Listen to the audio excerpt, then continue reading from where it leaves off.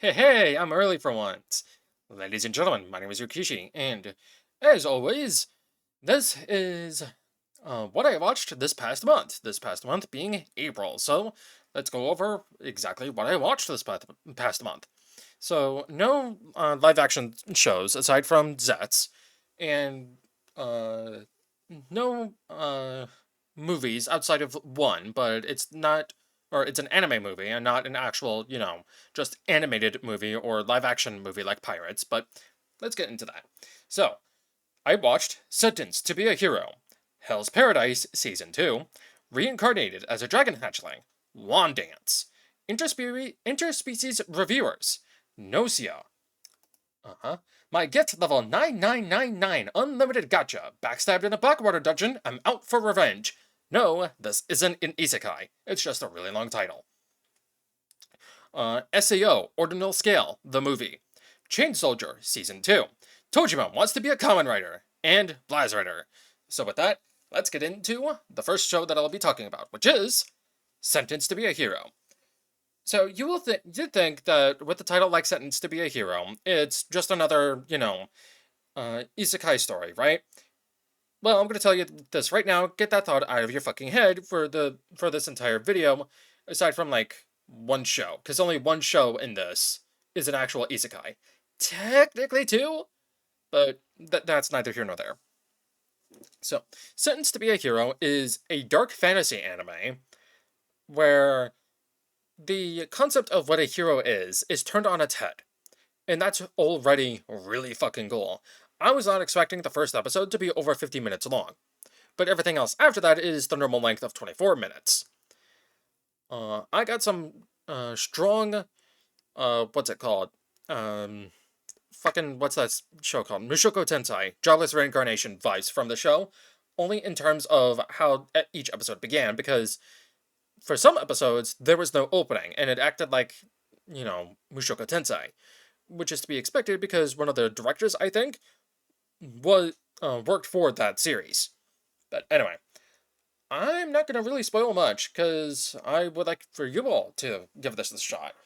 But if that already entices you enough that this show turns the concept of what a hero is on its head, give it a watch. Genuinely. Next up, I watched Hell's Paradise Season 2. It's more of the same, but better. I can't really say anything more than that. Fantastic Season 2. I didn't like how it ended because it kind of just ended abruptly. And it's leading into Season 3, which might be the final season? I don't know.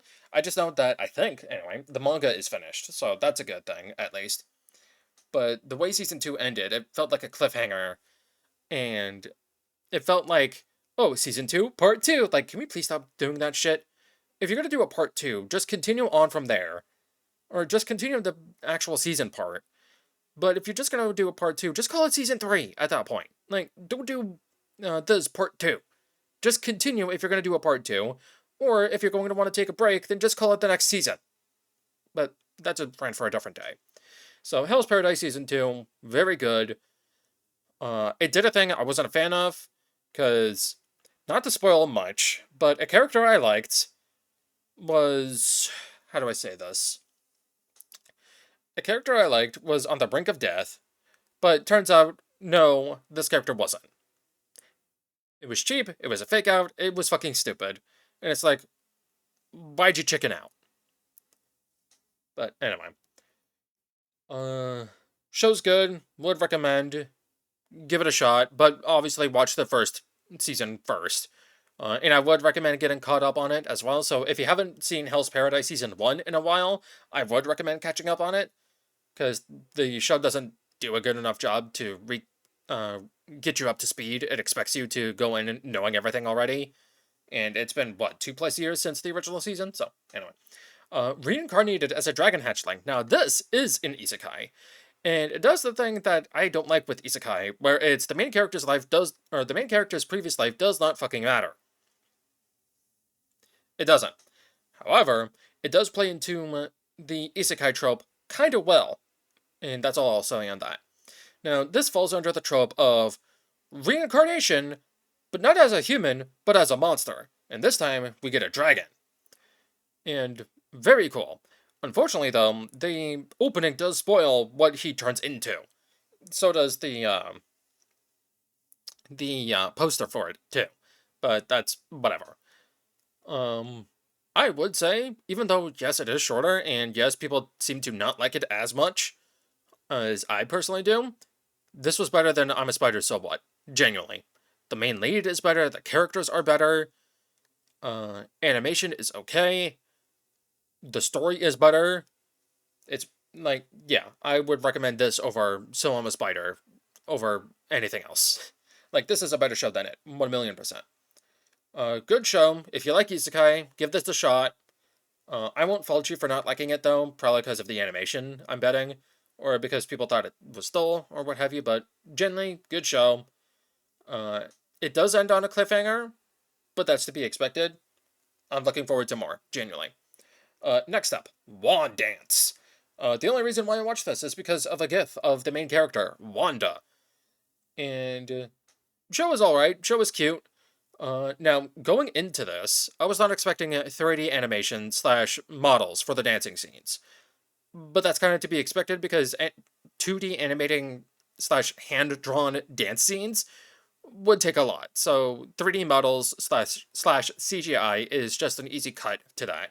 And I do not blame the people doing that. I thought the models were fine. The only time they weren't was when it was the audience, when they just looked like blank slates, but that's whatever. They aren't the main focus. The main focus is the dancers. Show was good. I liked it. Thought it was cute. That's all there needs to be really said. If you're a professional dancer or just someone who likes dancing in general, I would give this a shot. If you're not, I wouldn't. I only watched it because of the cute girl Wanda, and that's it. Interspecies Reviewers. Now, the only reason why I watched this show is because I pseudo am rewatching the Unexpectables campaign 1, which is a D&D campaign run by Monty Glue. I talked about this on the channel before, so yes. And through this rewatch, in a handful of the episodes, Interspecies Reviewers got brought up. And I'm like, you know what? I may as well finally bite the bullet and watch this show. The show is fine. It's not an isekai, it's an actual fantasy show. The show is fine. It's repetitive, yes, but the new Monster of the Week formula is used really well here. Because instead of, oh, we're going to beat up this monster, it's, we're going to have sex with this thing. And you learn about the different properties, the different, like how each species has sex, slash what gets them going, kind of. So it's different in that essence. But aside from that, it's basically just the same thing with a different coat of skin. Still, solid watch. I liked it. I feel bad for Krem, the angel boy. I feel so fucking bad for him. But yeah. Good show. Would recommend if you're okay with fan service. Like, it is fan service, the show. If you're a prude who's not into fan service, what the fuck are you doing then? Don't watch the show then. Okay, now for an interesting show. Gnosia. And sorry if I'm going a bit too fast for your liking. I don't want to spoil much, and there's not much to really talk about if I do give spoilers, or even if I don't give spoilers. So, Gnosia. I was expecting a sci-fi journey with this show, because the show did look that way. What I got instead was Werewolf, the Anime, Time Loop Edition. If you don't know what Werewolf is, basically, in essence, it is a game you play with people in real life, where you have to find the culprit, so to speak, or find the murderer. So, there's a bunch of people around, like, some area, and at night, everyone goes to sleep. But at night, the werewolves come out to play, and the werewolf is free to kill any one villager they so damn well please. So the game goes on until either the werewolf is caught and gets killed, or the werewolf kills enough people and wins. So, before you say anything, yes, it's kind of like Among Us, but not. So, that's basically what Gnosia is. But, it introduces a time loop mechanic, where the loops repeat, and only two characters know that it's a time loop. In each time loop, there's a new werewolf. So that's really cool. And it knows what it is on its sleeve because it does use that werewolf imagery very often. And apparently this was based on a visual novel too. I'm gonna just say this right now. The style for the anime is so much better than the visual novel itself. The characters look like shit in the visual novel, at least from the small amount of screenshots I've seen. The anime does a really good job of having the characters. I wasn't a fan of how some of the things were handled and some of the characters too. I found some of that shit to be really pointless. But yeah, overall, good show. Would recommend, especially if you like a mystery. Yeah, and that's basically it. Now, for my gift level 9,999 Unlimited Gacha, backstabbed in a backwater dungeon, I'm out for revenge. You would think for a title as long as that, this would be an isekai. It's actually not. It's just a fantasy light novel series. It's a revenge story, yes, and the gacha element only gets used once in the first episode, and then it's never really touched upon again, aside from later on. Because we do get a time skip where he actually summons everyone. There's no real character development, but that's not the point of the show. The point of the show is to get revenge on these people who, betrayed his trust. So, it's another anime of, oh, racism, the anime. But instead, all of these fantasy races are racist towards the humans, instead of humans being racist towards the fantasy races. So, there's that to look forward to with that. If you're just a fantasy fan in general, I would recommend this show. It was good, enjoyable action. Yes, the main character is overpowered, but so are this anime reminds me of Tensura, where, yes, the main character is overpowered, but so are all of the lieutenants under the main character. And that's always a good thing to watch. Or, that's always a good thing to have. Again, would recommend, give it a shot. If you don't like it, fine. Next up, Ordinal Scale, SAO movie. So I watched this on my birthday because I wanted to watch something special for my birthday while I was eating dinner. I had pizza, by the way, and it was so fucking good, but that's neither here nor there. So I thought, you know what? I actually like SAO because I'm not like all of the idiots who think it's a bad series or a bad show in general. So I didn't really get to watch Ordinal Scale, so I want to watch it. And my god, what a love letter to SAO it was. Holy shit, I actually teared up in near the ending as well, with the big final boss scene.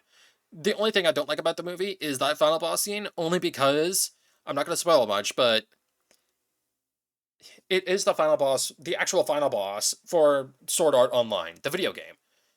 And it does a thing that I'm not too much of a fan of, because, yeah, but whatever. Very good movie.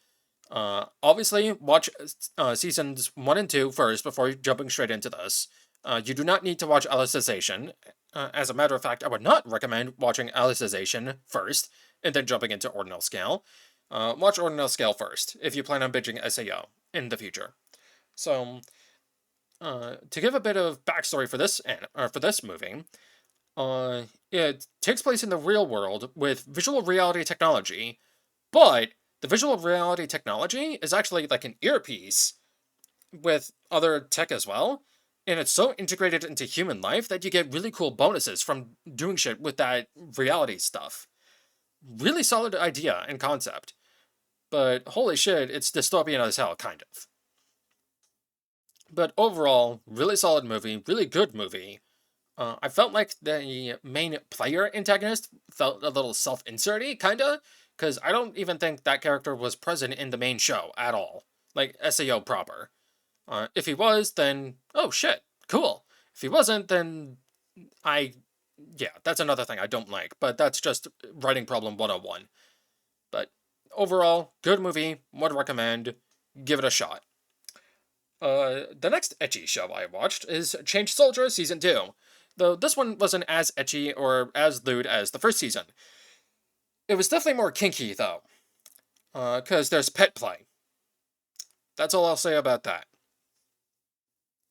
Chain Soldier Season 2 is more of the same, but it's good, more of the same. Really solid show. Really solid season 2. I liked it a lot. Characters were good. Action was great. Main character is as adorable as ever and as reliable as ever. Yeah, just in general, a good season 2. It scratches that Toku nerd itch in me because the main character, has a transformation. And he has a different transformation depending on uh, who is his writer, or who his writer is, and that's fucking awesome. And speaking of writer, Toujima wants to become a Kamen Rider. Good show if you're a Showa writer head, or a Showa Toku head.